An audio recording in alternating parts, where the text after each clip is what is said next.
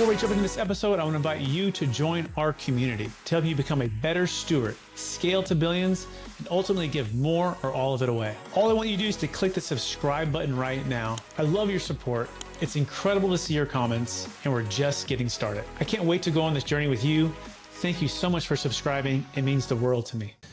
Welcome to the Build to Billions podcast, where we guide successful entrepreneurs and investors on their journey from millions to billions. We believe the key to scaling and compounding your wealth and life starts every single day with the mindset and practice of stewardship over ownership and applying billionaire biblical principles. Our ultimate goal is to help you scale and compound your wealth and life so you can give more all of it away to help MVPs. My name is Brett Swartz. Each and every episode, we're joined by the world's top entrepreneurs, millionaires, or billionaires, and they share their secrets, wisdom, and insights with us so we can all level up and make a bigger impact. I'm excited about our next guest. He is focused on like a laser and helping us to keep more of what we've earned. He entered the financial advising business after serving the U.S. Army, and during that time, he watched his two younger brothers build their career as investment advisors, and being able to capitalize on their experiences allowed him to identify early on what kind of firm he wanted to be a part of. And he is licensed in Series 7, 66, Life and Health, and he is now helping people build wealth in a meaningful way with OFly. We'll talk a bit more about that and his new book, Keep What You've Earned. Please welcome to the show with me, Elliot.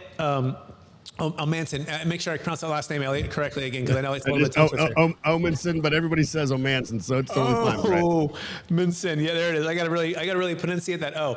For our listeners, get to know you for the first time, Elliot. Could you give us a little bit more about your story and your focus? Yeah.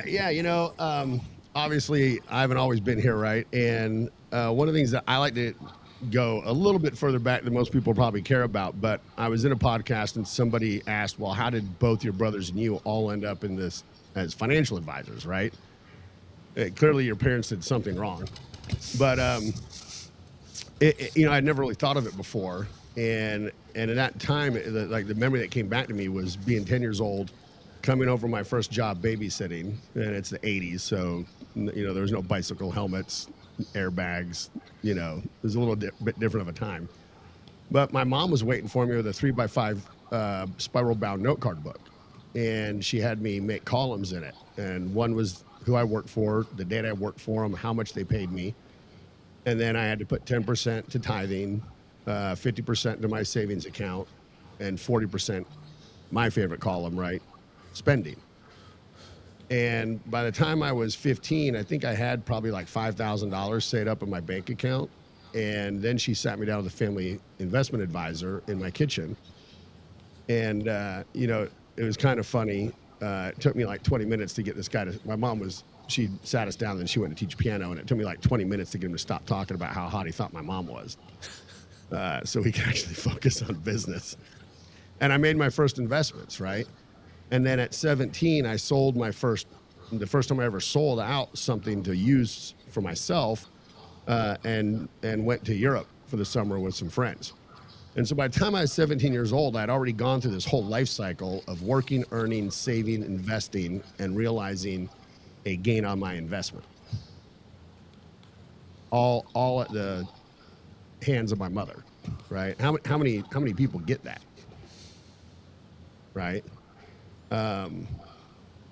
So, it's not surprising, all three of us, when you're raised by a woman like that, all three of you end up in the money business, right? So I love it. That's really cool. What an awesome mom. What a great story. And I'll take advantage of for my kids to really care. We doing the Rich Dad Poor Dad cash flow quadrant game. Yeah, we have that. Yeah, we're working through and like, what does that mean to get out of the rat race and how did that look? Yep. And so, but no, I think that's great. Like writing it down. That notebook, did you keep it for a long time, or where's the notebook now? I have no idea. I wish I had, because I think that'd be a really neat artifact from my past to have hung on to. Mm-hmm. Now, what's funny about it is at the same time I had all that going for me, I was also a total screw up in school. I hated school. I was arrested and thrown out of high school, never went to college. And by the time I was 30, I was like really struggling. Like I was married, I had 2 kids. I think I was in the middle of being evicted for the 3rd time. I didn't have a car, it was repoed. Like, so even though your parents did this really good job giving you this foundation, you can still screw it up. And and I'd always wanted to join the military. I'd even tried earlier, but my wife didn't really want to be married to a guy in the Army. But by the time I was 30, I was like, I didn't know what else to do, and I felt like I had 90% of what I needed. I was just missing something. And I was driving down the road in a rental and looked over and saw an armed forces recruitment place. So if you like this little short clip of the interview I just did, click over here to watch the full interview. And please don't forget to subscribe. Thanks so much, everybody.